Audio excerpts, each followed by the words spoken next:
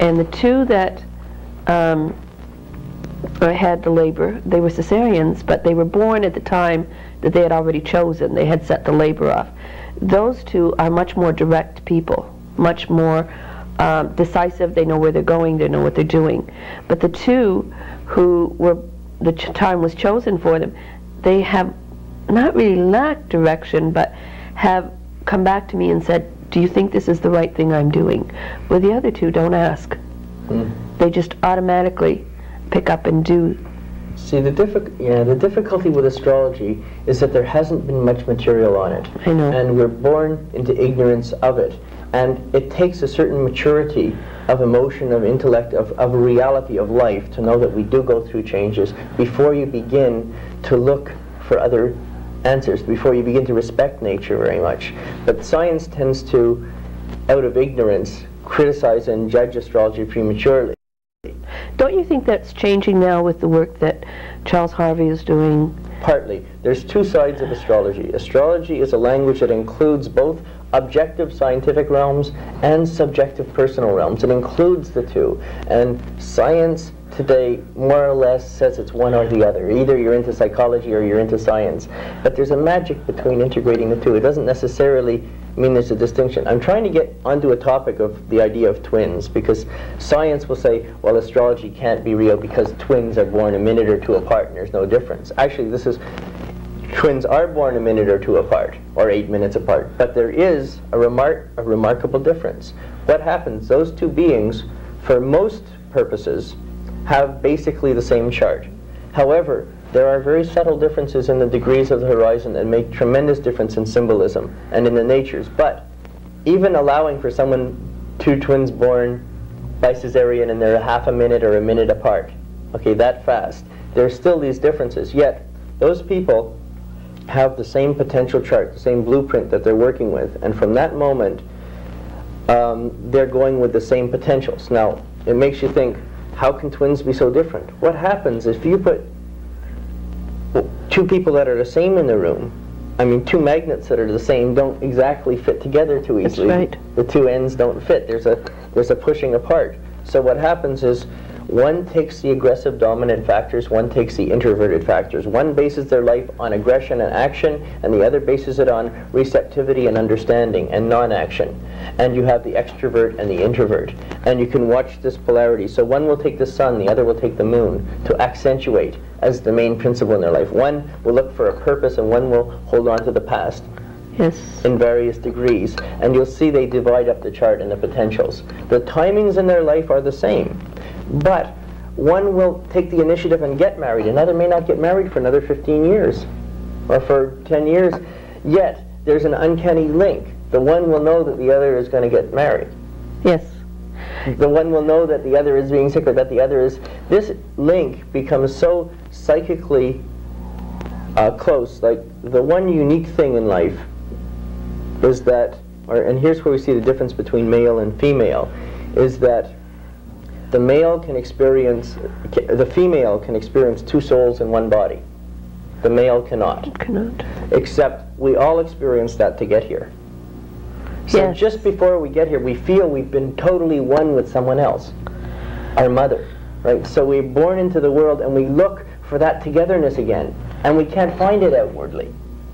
And we're continually looking for our mother in other people and searching in this manner, and it's not there. Now, so what happens? We get up to 15, 16, 17 years old, and all of a sudden the man feels really cut off from it, pole drifting in the wind.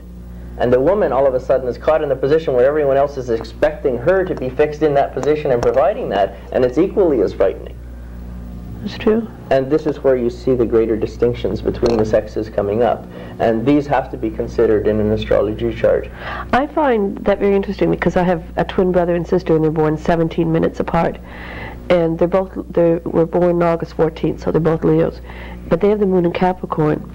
And the girl of the pair has become a fantastic businesswoman with the moon in Capricorn. She's very Capricorn.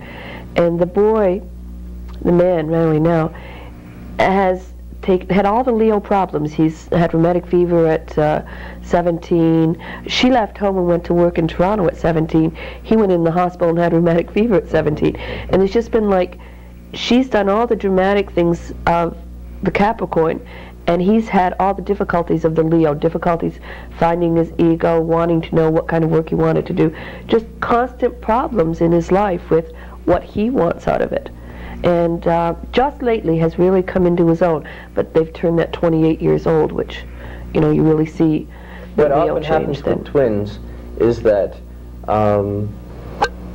I know another set of twins that are Geminis with a moon in Capricorns, and the woman, again, was the dominant, aggressive, assertive one, and the man became much more introverted and within, into his mind and into inner qualities, whereas the woman was much more exteriorizing the concepts in a very ambitious and practical way. But this you'll see this duality. Yes, because I'm thinking of a couple of clients that I have where the Pisces, that are Pisces, and they have the sun and moon in Pisces, and she really has become very dominant, very strong, and he's gone into like psychic things. In most situations, you'll see when it's a question of a male and a woman, like if you see a male and a female of the same sign being together, getting married, like say, take two Aries for example.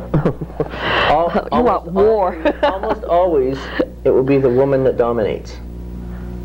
And the man will be the one that's run around. Why? Is because every woman has the male principle within, every man has the female principle within. And within, the man would be more inclined to be a little bit more passive when the feelings are being activated, and the woman is getting more confidence to be a little bit more initiative and having the confidence and taking initiative, and there's a stronger need to do that. You were mentioning before that you're doing research with this twins. Yeah, I've spent about 2 years trying to think about what kind of questions for a questionnaire would you ask to study twins.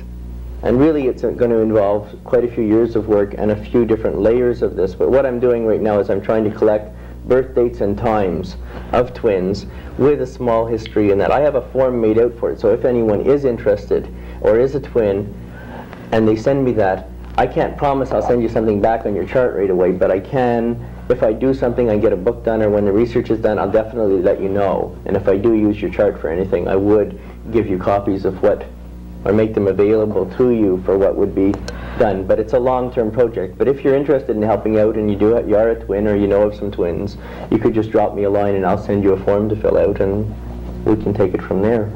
Do you find that, are you using a computer for this? Yeah, I have a computer. In fact, this is the one field that astrology is moving faster than any other field now, because all the technical calculations, it's fantastic. It just saves all that time. Yes.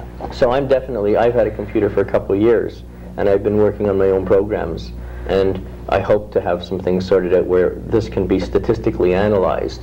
But I'm going to be taking these charts in different ways. I'm going to be studying individual degrees, stars, galaxies, energies, to see exactly what is the same, what is different, and where are certain energies that might cause twinness. That might cause twinness. Robin, 10 years ago you were sort of way ahead of all the other astrologers in Toronto that I met. Do you still find that you are, I don't want to say different than other astrologers in Toronto, but do you still find that you've gone like one step beyond the other astrologers still? Because you're here talking about galaxies, etc. And most astrologers are concerned with the planets we have in our solar system. And here you're saying, I want to go to the fixed stars, I want to go to the galaxies. Most astrologers don't know enough about astronomy, first of all, or nature for that matter. It's a system that they're applying, and once you've watched it enough time, once you've been around astrology 5-10 years, you begin to come closer to nature and understand it and live it. You get into the rhythm of it. But my life has always been sort of following certain spiritual directions and inner directions. And I spent several years in India meditating and many of these things. And astrology for me was something that I never found from a book. It came in an inner vision. And as I began to understand these symbols that came from within, somebody did a chart for me, and all of a sudden I realized they were the same. And it just lit up. And from that point on, I just started following astrology. But it came from an inside area, and had already, in studying the I Ching and in the meditation and that for about 8, 9, almost 10 years before I found astrology, I'd already was very well aware of divination and of the responsibilities behind it. So most people find astrology, start doing charts, and then when they influence someone else's life, become a little bit more afraid. Look, I've influenced somebody's life, and they weren't responsible for it or aware of it, and then get terrified and either run or perhaps tend to capitalize on it too much without the sincerity that goes there, whereas in my case, it happened for me very differently. And in a way, I do feel very alone in my field. I feel that most of the work that I feel of real value that I'm doing is on a level that most people right now are incapable of being able to study. And I've been trying for the past 10 years to create intermediary stages through my classes. Right now I'm working on a correspondence course, and I think this is how it will happen. By creating the levels or tiers through the correspondence course, eventually people would be able to get to the point where they could study this in detail. Because I remember way back in 73 and 74 you were doing heliocentric charts, and like no one was doing heliocentric charts. And I work with color psychology and yes. these influences, definitely. Yes. Heliocentric charts, for those who are watching, is a chart that's not based, most astrology is based as if you were living on the earth.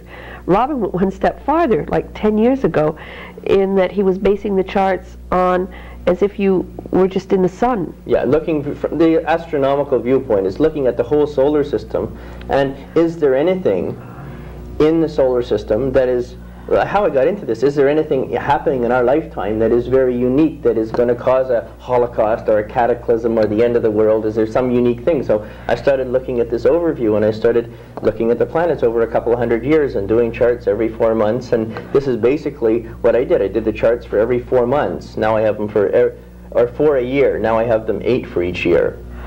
And Robin. have done these for this 100 years to see. And in fact, there is a crisis that's coming in these next few years that is unique to 500 years.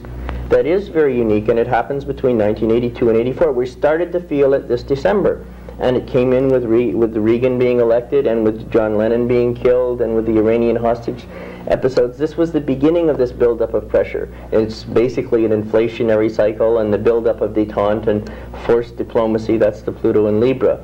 Now, what happens is all the planets align themselves, not in a straight line, but on one side of the sun. So if the sun is at the middle of, where my hands join, the planets are all on one side of the sun like this. So it means that a spaceship can go from Earth, you can go around Jupiter, around Saturn, and out around Uranus, around Neptune, and go out. And this is exactly what I saw 10, 15 years ago, was that this is what was going to be happening for a space project.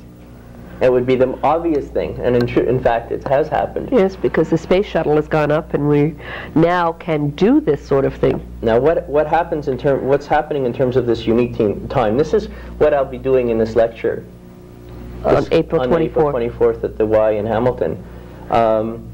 Is that I'll be showing these slides and looking at the next 20 years and looking at this time coming up. Now what happens, this intensity that's building up happens only once in 500 years.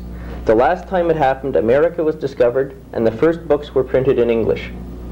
Wow. So the beginning of democracy, the end of the Red Indian civilization, the beginning of English as the worldwide language, and of North America, or the United States. Now, what seems to be restarting here, and that was also the Renaissance period, you see. So we went into the age of the printing press from there. Right.